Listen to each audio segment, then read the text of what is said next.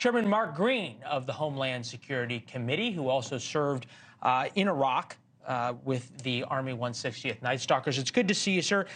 Let's just flip this around for a second and be fair here. To the Pentagon's point, we have not seen an escalation by the Iranians. There have been no U.S. troops killed, and all of the troops who've been injured in these attacks have returned to duty so far. Is there a reason to sort of poke at the Iranians and force them into a spiraling retaliatory situation? No, I think you have to be very careful with how we move forward, Leland. I mean, clearly, when they hit us, we should hit them back and a lot harder than we've been doing. The response, I think, from the Pentagon, what I'm hearing is they want to do more, and the president is basically telling them no. But I think clearly, in regards to Israel, though, just the posturing of the troops there, I do agree with the decision to have the hostage rescue teams in the theater, but it's not the time for Americans forces to go into Gaza and try to rescue hostages. So it's a needle that's being threaded. I think we definitely need to strike harder when we're struck, when our American forces are attacked. But as far as Gaza goes, I think so far, so good.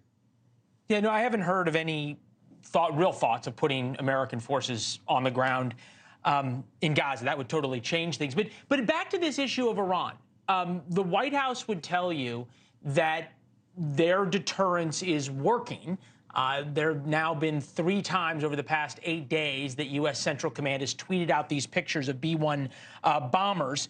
Their line right now is the ability to rapidly project combat power is what they think they are demonstrating.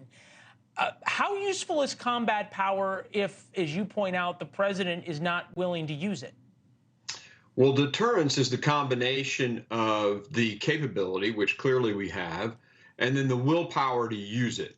And I would submit that based on all of Joe Biden's actions throughout this time, his time in the presidency, whether it's the withdrawal from Afghanistan, the stair-step sanctions with Russia and the Ukraine, how he's handling this particular situation, I don't think you see a strong will.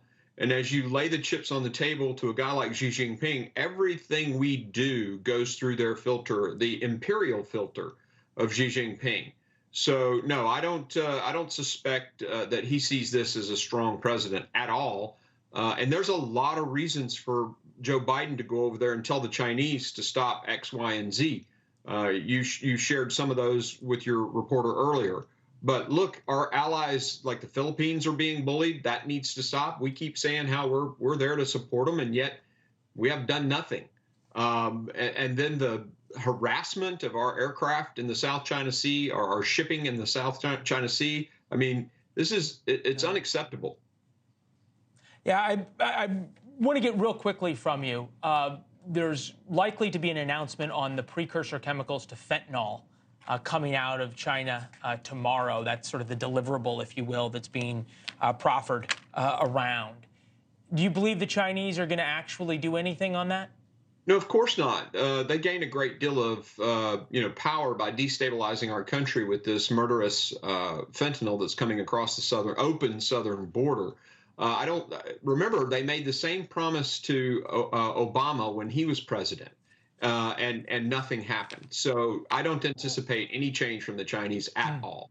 Lots of promises. Yeah, I remember when they made a promise to stop cyber attacks, and as the document was being signed in the Rose Garden, I had sources calling me saying they're initiating new cyber attacks. So the Chinese are lying when their lips are moving. Chairman, thank you, sir. We appreciate it. Thanks for watching. Go to joinnn.com to find NewsNation on your television provider. And don't forget to click the red subscribe button below to get more of NewsNation's fact-driven, unbiased coverage.